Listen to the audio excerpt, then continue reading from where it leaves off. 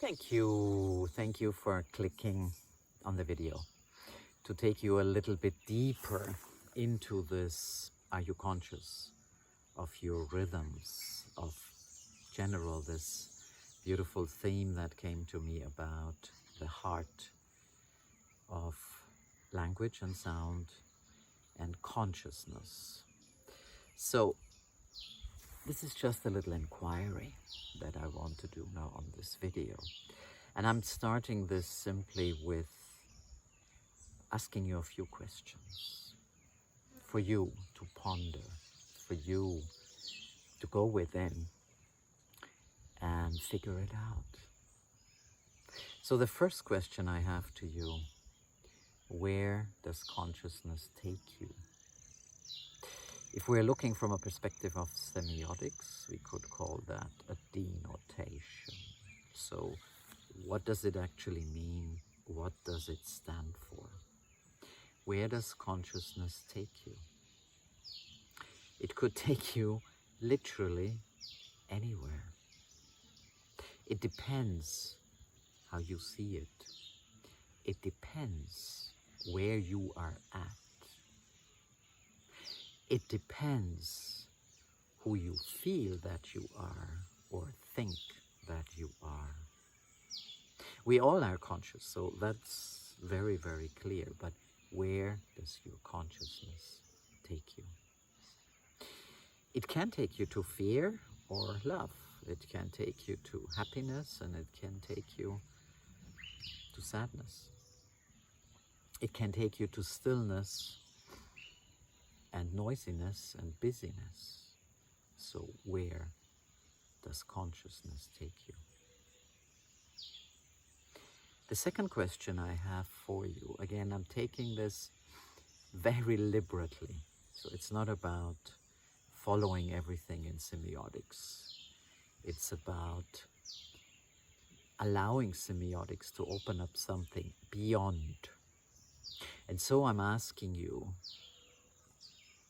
what is your reality? Consciousness has a lot to do with how we see reality. Consciousness can take you into a space of timeless boundlessness, because your reality is not just form and shape and logic and linearity. And your reality can be very limited. It all depends. So what is your reality, in a way, helps you to understand what your consciousness is.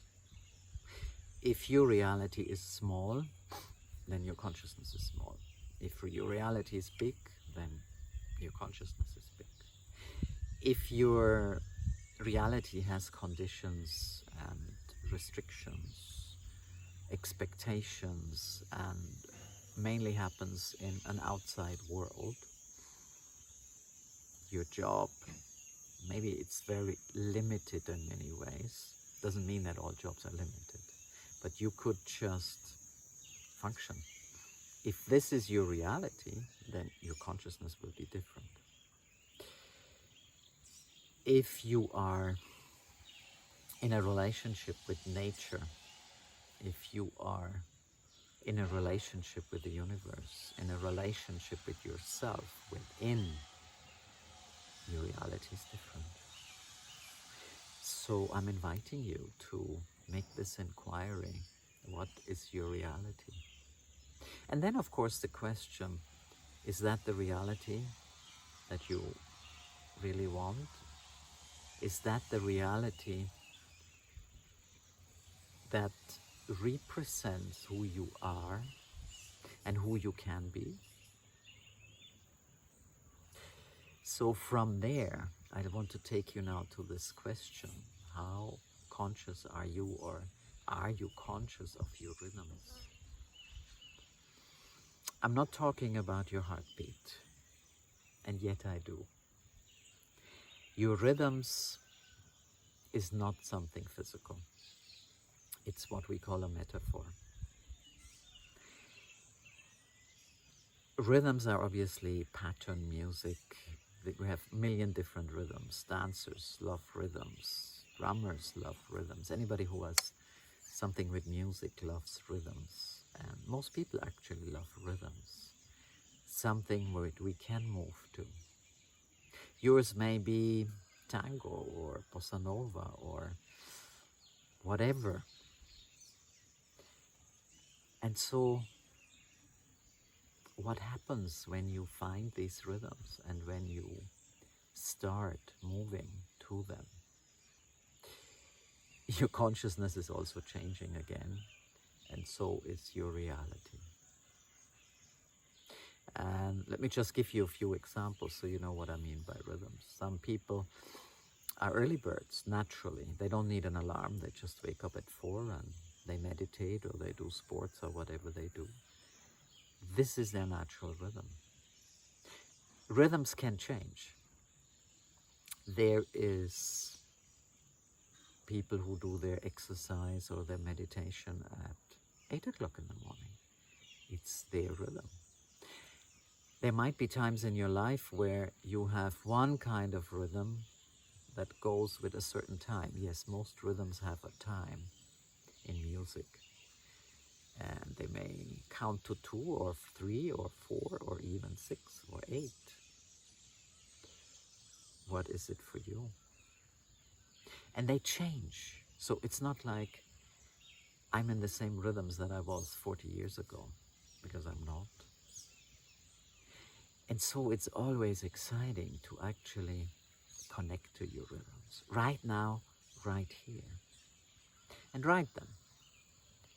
And when they change, be aware and find your new rhythms. So I want to give you just a little bit of flute, should you be interested in attuning to your rhythms. You may want to close your eyes, but you don't have to. But just put your attention, your focus on attuning to your rhythms.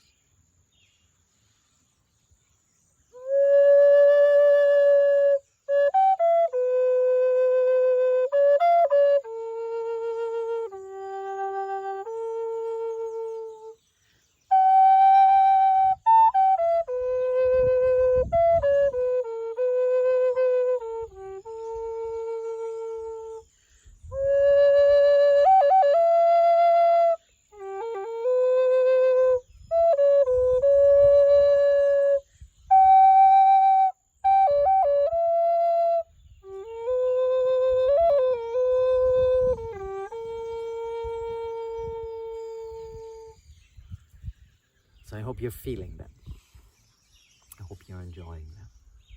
And of course, let me know how that works for you. And maybe we can take this further. For today, much love from my world, from the orchestra of these beautiful animals, birds and insects who are just here, from the beautiful nature and being in harmony, not only with my own rhythms, but also with the rhythms of nature and the jungle here. So much love into your world, and can't wait to hear from you.